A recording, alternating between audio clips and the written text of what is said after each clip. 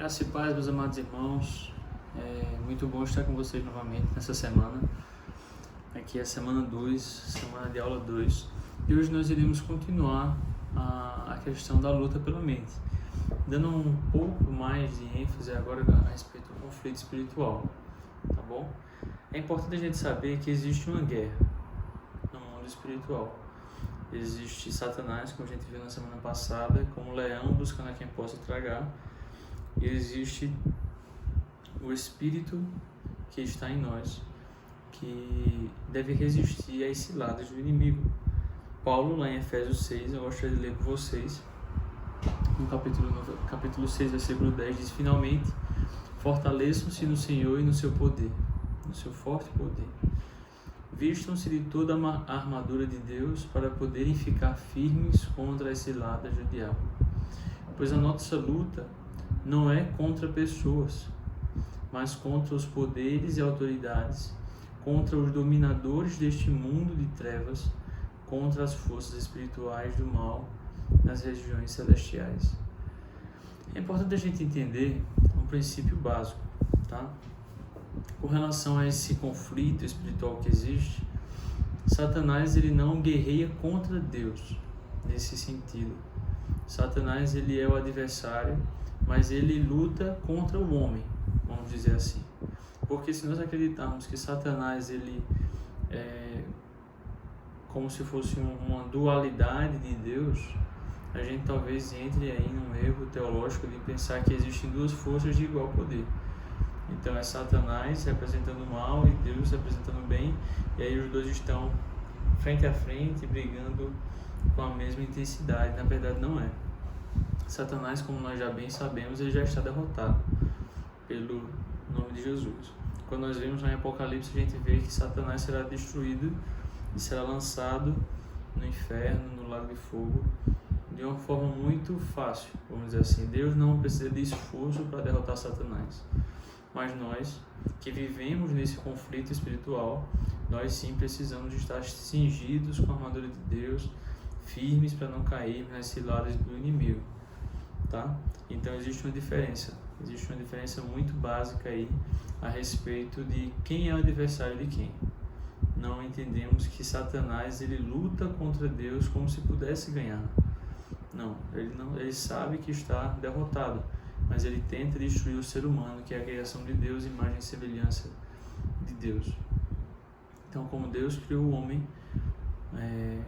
e o homem perfeito, Satanás, a primeira coisa que ele fez foi tentar persuadir. A gente viu na semana passada que Satanás era a antiga serpente. Então Satanás ele vai e usa artimanhas para enganar o ser humano. Então esse conflito espiritual ele existe. Nós não lutamos contra carne nem sangue. Nós não lutamos contra adversários humanos. Nossa luta não é contra o Estado Islâmico. Nossa luta não é contra outras religiões. Nossa luta é contra Satanás e os seus demônios. Então precisamos entender isso. Nós precisamos estar prontos para conseguir vencer essa batalha.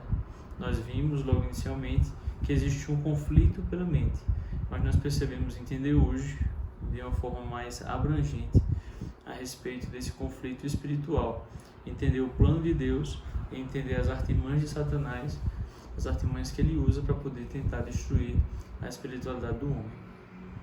Com relação a esse texto inicial, nós já podemos perceber que existe uma armadura que nós podemos usar. E essa armadura, segundo Paulo fala, que nós devemos estar fortalecidos no Senhor e no seu forte poder, vestindo a armadura de Deus. O texto diz para poder ficar firmes contra as ciladas do diabo, ou seja, nós podemos perceber que existem ciladas. E essas ciladas são justamente enganos que ele coloca para que o homem caia. Então nós entendemos também que a nossa luta não é contra pessoas, mas contra poderes e autoridades, contra os dominadores desse mundo das trevas, contra as forças espirituais do mal das regiões celestiais. Então, ficando claro isso, entendendo que esse conflito ele existe, mas ele não é um conflito, vamos dizer assim, que nós não saibamos o final dele. O final dele é o que é salvo, eleito por Cristo, tendo seu corpo glorificado com o Senhor, e o destino do perdido, do que não foi salvo, daquele que não foi chamado e escolhido por Deus para a perdição. nós entendemos que Satanás ele já está derrotado, já existe um decreto de Deus a respeito disso, que não pode ser alterado, ele vai perder no final, o que pode nos dar uma grande esperança. Com relação ao plano de Deus, o primeiro texto que eu gostaria que vocês abrissem, eu vou seguir aqui os textos que já estão abertos no computador, está lá em Romanos capítulo 8, versículo 6. Se vocês puderem, vocês podem acompanhar comigo essa leitura, Romanos 8, 6, tá bom? O texto diz o seguinte: porque a inclinação da carne é morte, mas a inclinação do Espírito é vida e paz. O primeiro ponto que nós podemos entender aqui, a respeito dessa guerra no mundo espiritual, é que Satanás, ele quer que nós sejamos carnais. E Deus, ele tem o seu propósito de que sejamos espirituais. A inclinação da carne leva para a morte. A inclinação da vida leva para a paz.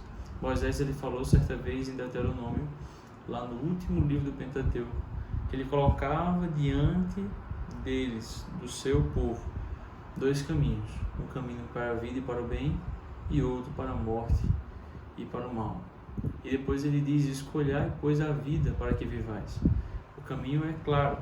Deus quer que sejamos espirituais, que nós sejamos pessoas que alimentem, que sejam inclinadas para as coisas do Espírito, que leiamos a Bíblia, que nós tenhamos uma comunhão com Deus em oração. Satanás, ele quer que nós venhamos a alimentar a nossa carne, para que nós não venhamos a ser como nós poderíamos ser a respeito da nossa vida de espiritualidade com Deus. Certa vez uma pessoa falou a respeito disso, que existem dois lobos dentro de nós. Um lobo que é bom e um lobo que é mau, e vence aquele que nós alimentarmos. Então existe a carne e o espírito. Nós precisamos alimentar a carne, porque a inclinação da carne é vida e paz. A segunda coisa que nós devemos entender está lá em Efésios, no capítulo 1, e o versículo 18 e 19. Ele fala a respeito do plano de Deus de que nós sejamos iluminados. Então, Deus, ele quer que nós tenhamos os nossos olhos abertos, que nós tenhamos entendimento, que nós possamos enxergar mais alto e mais longe, para poder conseguir lidar com o mal. Efésios 1,18 diz assim: tendo iluminados os olhos do vosso entendimento, para que saibais qual seja a esperança da sua vocação, e quais as riquezas da glória da sua herança nos santos, e qual a sobreexcelente grandeza do seu poder sobre nós, os que cremos, segundo a operação da força do seu poder. Ou seja, Deus quer que nós tenhamos um conhecimento, um entendimento iluminado, que os nossos olhos sejam abertos para que nós possamos perceber, entender quais são as artimanhas do diabo. Deus quer que nós sejamos puros. Lá em Tito 1,15 fala o seguinte: todas as coisas são puras para os puros, mas nada é puro para os contaminados e infiéis. Antes o seu entendimento e consciência estão contaminados. Confessam que conhecem a Deus, mas negam-no com as suas obras, sendo abomináveis e desobedientes e reprovados para toda boa obra. Ou seja, o que Deus quer que nós tenhamos é uma pureza, que nossa moral sobressaia a moral do mundo. Nós vemos Jesus falar a respeito dos discípulos que se eles não tivessem um discernimento moral superior ao dos fariseus, eles estariam errados e falhando, porque nós devemos não apenas falar, mas fazer. Nós devemos não apenas ler sobre a pureza, mas sermos puros. Esse é o desejo de Deus. Então ele fala que existe uma impureza que é própria dos infiéis, que tem um entendimento contaminado. Mas quando nós vemos aquele que é fiel a Deus, que é obediente, ele é uma pessoa que se torna pura e tem uma visão pura, e tudo que ele vê acaba tendendo para esse lado da pureza. Então a gente falou sobre o plano de Deus, que é que nós sejamos espirituais, iluminados, puros. E o quarto ponto que nós poderíamos tratar aqui é renovados. A Bíblia fala, lá em Romanos capítulo 12, no versículo 1 e 2, algo muito importante e interessante. É um dos textos mais conhecidos da Bíblia, que foi escrito pelo irmão Paulo aos irmãos de Romanos. Ele diz assim: rogo-vos, pois, irmãos, pela compaixão de Deus, que apresenteis os vossos corpos em sacrifício vivo, santo e agradável a Deus, que é o vosso culto racional. Percebam que Paulo ele não apenas está fazendo um pedido qualquer, mas ele está implorando, ele está rogando aos irmãos, pela compaixão de Deus, que eles fizessem o seguinte: que eles apresentassem os corpos a deles como sacrifício vivo, santo e agradável a Deus, que é um culto racional. Ele diz no versículo 2: e não sede conformados com este mundo, mas sede transformados pela renovação do vosso entendimento, para que experimenteis qual seja a boa, agradável e perfeita vontade de Deus. E algo interessante é que existe aqui uma conexão de causa e consequência. Nós podemos perceber que Deus quer que nós sejamos transformados, na verdade, pela renovação da mente. E quando nós somos transformados, quando nós temos uma mente que é renovada antes, ímpia e que amava o pecado, agora renovada e que ama a Deus, nós percebemos que é só assim, através dessa renovação de entendimento, que nós podemos experimentar qual é a boa, agradável e perfeita vontade de Deus. É muito importante entendermos isso, porque ele diz: não sejam conformados com o mundo, sejam transformados para que experimenteis qual seja a boa, agradável e perfeita vontade de Deus. Se uma pessoa tem uma mente mundana, consequentemente ela não consegue experimentar qual é a boa, agradável e perfeita vontade de Deus. E que coisa tão triste, porque ela não vai experimentar totalmente o mundo e não vai experimentar totalmente a vontade de Deus e as coisas espirituais de Deus. Então ela vai ficar sempre vazia de um lado, porque não consegue se encher das coisas do mundo e nunca conseguirá, porque elas não conseguem preencher o vazio do homem, e vazio também do outro lado, porque não consegue ser cheio de Deus.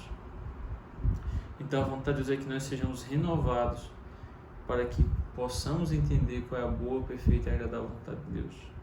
Não apenas isso, mas em 1 Pedro, no capítulo 1, no versículo 13, o texto diz que, portanto, cingindo os lombos do vosso entendimento, sede sóbrios e esperai inteiramente na graça que vos ofereceu na revelação de Jesus Cristo.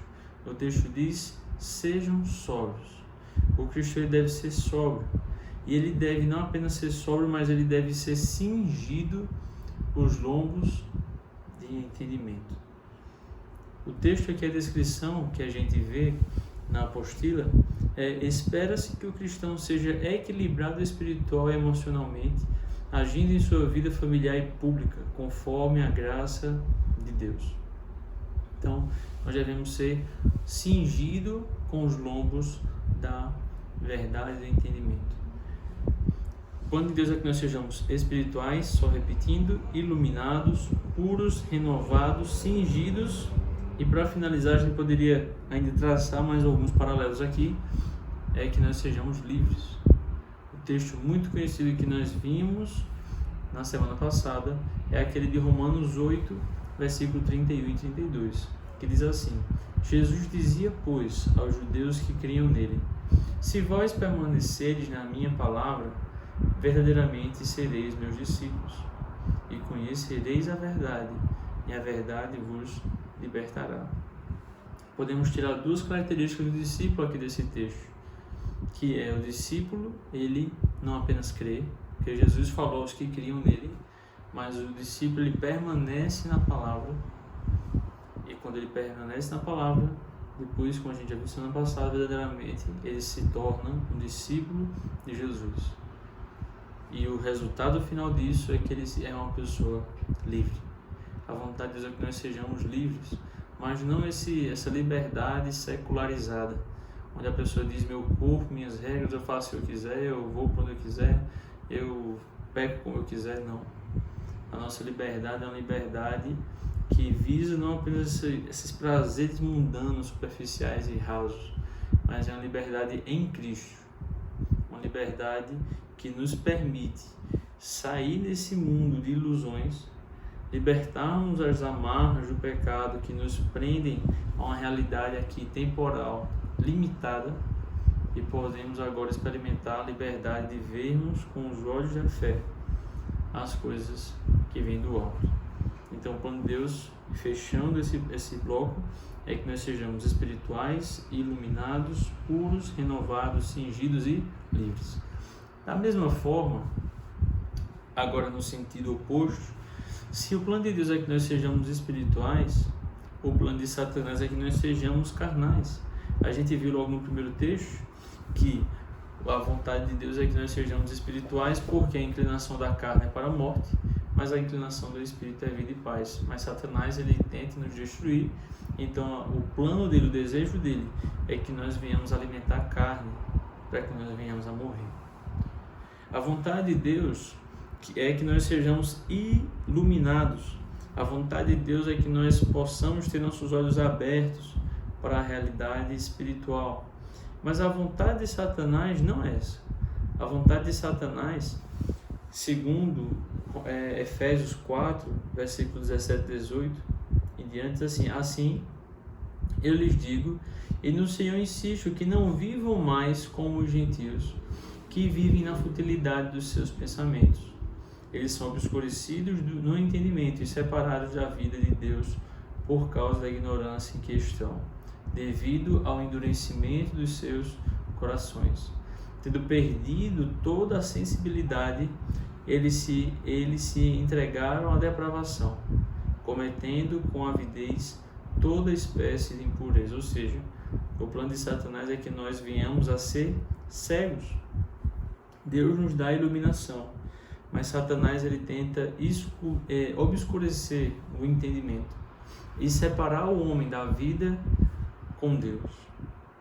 E tudo isso acontece por conta da ignorância, do endurecimento do coração, da perda da sensibilidade, e a pessoa acaba se entregando à depravação, cometendo toda sorte de impureza com muita avidez. Avidez significa fome, com muita ânsia daquilo ali, com muita vontade. É assim que o homem ímpio é. Ele tende para o mal, porque Satanás, ele cega o entendimento e corrompe os corações. Não apenas isso, mas Tito 1,15, a gente viu que tudo é puro para os que são puros e tudo é impuro para os que são impuros. Nós podemos perceber que a vontade de Deus é que nós sejamos puros, mas a de Satanás é que nós sejamos corrompidos, impuros. Satanás, ele quer contaminar de qualquer forma o olhar das pessoas a respeito da realidade. Deus quer que nós sejamos renovados, para que nós possamos experimentar as coisas de Deus que são boa, perfeita e agradável. Mas a vontade de Satanás é que nós sejamos reprovados. Claramente nós podemos perceber isso em Romanos 1, no versículo 28.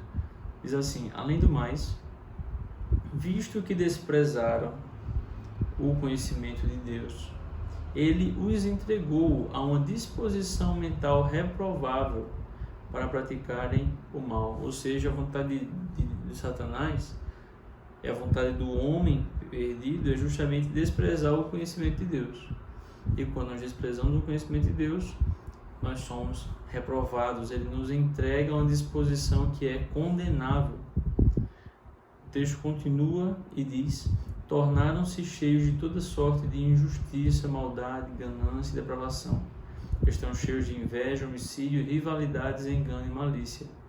São bisbilhoteiros, caluniadores, inimigos de Deus, insolentes, arrogantes e presunçosos. Inventam maneiras de praticar o mal, desobedecem a seus pais, são insensatos, desleais, sem amor pela família, implacáveis. Embora conheçam o justo decreto de Deus e que as pessoas que praticam tais coisas merecem a morte, não somente continuam a praticá-las, mas também aprovam aqueles que a praticam. E não importa se você aprova ou se você desaprova aqueles que cometem todo esse tipo de injustiça. O que importa é o que Deus aprova e o que Ele desaprova. E Satanás claramente quer que nós sejamos reprovados por Deus, porque o homem que vive assim, ele despreza o conhecimento de Deus. O outro ponto, nós já falamos que Satanás quer que nós sejamos carnais, cegos, corrompidos, reprovados. O outro ponto seria corruptos. Lá em 2 Coríntios, você pode abrir, você pode pausar esse vídeo para acompanhar. No 2 Coríntios, no capítulo 11, versículo 3, 2 Coríntios 11, 3, diz assim: o que receio e quero evitar é que, assim como a serpente enganou Eva com astúcia, a mente de vocês seja corrompida e se desvie da sua sinceridade e pura devoção a Cristo. A vontade que Paulo tinha era justamente que as pessoas não sejam enganadas, mas claramente a vontade de Satanás é que nós sejamos corrompidos, que nós venhamos a nos desviar da sincera e pura devoção a Cristo e nos tornar homens enganados, corrompidos, assim como a serpente enganou a Eva com astúcia. Continuando, nós já falamos, plano de Satanás, que nós sejamos carnais, cegos, corrompidos, reprovados, corruptos. E o sexto ponto é enlaçados. O que significa isso? 2 Timóteo 2, versículo 26, fala a respeito disso.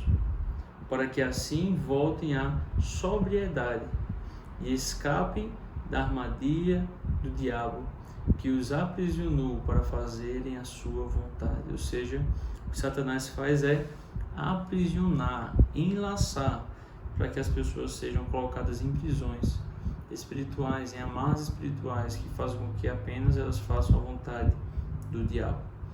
Mas claramente a vontade de Deus não é que nós sejamos presos em armadilhas, mas que nós sejamos livres, porque a verdade, que é Jesus, é ela que liberta. Então, continuando, nós podemos aqui colocar em prática, nós podemos fazer um teste prático. E a pergunta é a seguinte: existe uma área em que você tem acreditado na mentira do inimigo? Existe alguma área de fragilidade na sua vida em que você tem sido enganada ou enganado? Porque Satanás, ele tenta colocar na nossa mente muitas dúvidas. Ele tenta colocar em nossa mente enganos. Ele tenta, ao invés de colocar verdades, ele coloca mentira no coração do homem. A gente viu que a verdade libertadora de Jesus é justamente a verdade da palavra, que é Cristo. E uma coisa interessante a respeito dessa verdade libertadora é que a verdade é a revelação da palavra de Deus reconhecida no íntimo. Nós podemos perceber que Davi, ele pecou, ele cometeu um pecado, ele viveu durante um tempo com mentiras e ele sofreu. E quando Davi, ele reconheceu a verdade, ele declarou o seguinte, está lá no Salmo 32:2, bem-aventurado o homem, e ele conclui dizendo, em cujo espírito não há engano, não há dolo. Então é claro que nós podemos nos enganar. Bem-aventurado é aquele que não há engano, mas o homem que se engana, o homem que deixa-se levar pelo engano do Satanás, ele precisa, na verdade, ser liberto, ser encontrado. As pessoas se enganam quando elas acham que podem apenas ouvir, mas não pôr em prática a verdade da palavra.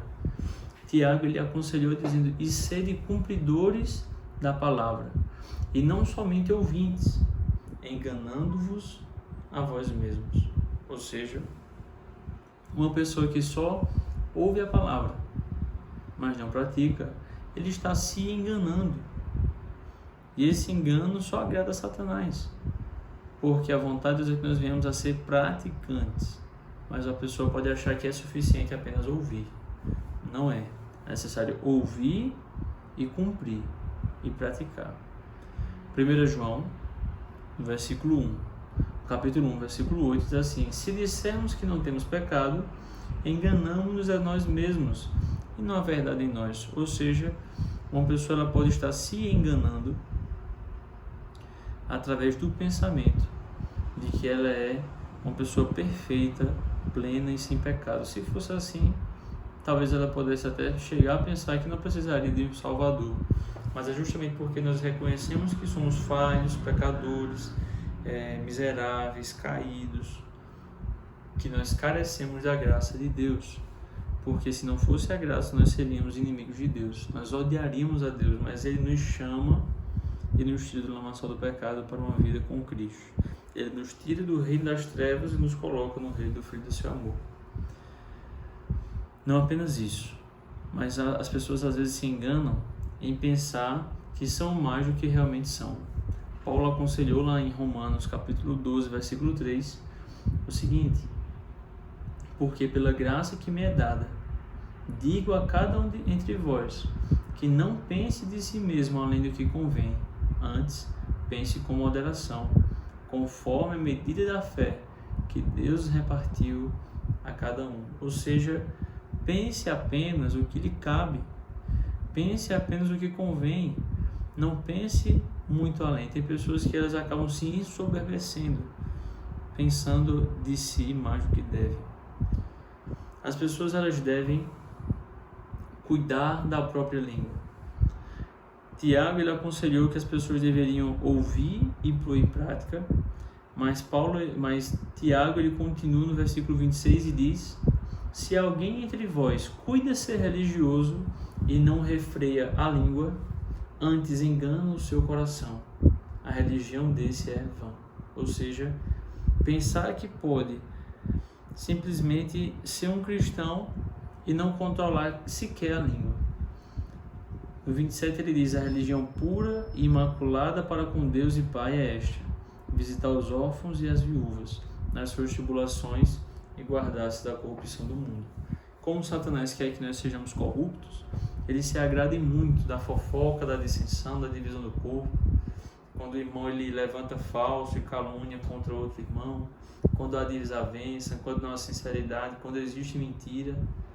Então existe um espectro de religiosidade. A pessoa vai para os cultos, participa, mas no interior existe uma podridão pelo fato de existir um engano. E a pessoa só viver a religião, mas não viver como a palavra fala a respeito de Cristo. E que se nós queremos ter um coração não enganado, nós devemos refrear a língua e não causar divisão no corpo de Cristo. Gálatas 6:7 afirma o seguinte: não se deixem enganar, de Deus não se zomba, pois o que o homem semear, isto também colherá. Tem pessoas que pensam que plantando manga vão colher laranja, pessoas que pensam que plantando uva vão colher maçã. Claramente a Bíblia retrata de uma forma realmente muito clara de que a gente planta o que a gente colhe. Se a pessoa quer colher coisas proveitosas, plante coisas proveitosas. Não se engane pensando que você vai viver um propósito intenso, radical com Deus, plantando mornidão, plantando preguiça, plantando frieza espiritual, plantando ausência de comunhão com o corpo, plantando pecado. Isso não acontece. Essa unção, essa colheita de unção de Deus realmente, de avivamento, ela é colocada em prática, ela consegue ser alcançada quando as pessoas plantam lágrima pelo pecado, tempo de oração com Deus, quando elas plantam batismo na angústia, angustiado diante do inconformismo a respeito da realidade espiritual em que se encontram, angustiados em ver as pessoas se perdendo. Aí diante dessa situação, quando a pessoa se coloca como pecador diante de Deus e busca a sua face, aí sim vem o resultado. Não pensem que colhendo pecado você vai colher bênção, que plantando mornidão você vai colher avivamento. Não vai. Para finalizar a questão dos enganos, nós podemos perceber em 1 Coríntios, capítulo 15, 33, que as pessoas se enganam. Paulo diz nessa carta: não se deixem enganar. Ou seja, as pessoas se deixavam enganar por conta disso. As más companhias corrompem os bons costumes. Tem pessoas que pensam que isso é um ditado popular e que é uma ilusão, mas na verdade é uma realidade inspirada por Deus, porque está na Bíblia. Nós podemos perceber que existe sim essa relação. Tem pessoas que pensam que devem e podem conversar sobre qualquer assunto, andar em qualquer lugar, chamar de amigo aquele que é inimigo de Deus, acha que pode ser amigo do mundo e ao mesmo tempo amigo de Deus. Isso na verdade é um grande engano. Quando a gente vê a história do povo de Israel, o povo escolhido de Deus, durante toda a fase do Velho Testamento, nós percebemos que sempre quando Satanás, sempre quando vem uma armadilha com relação ao engano, isso acontece justamente pela mistura.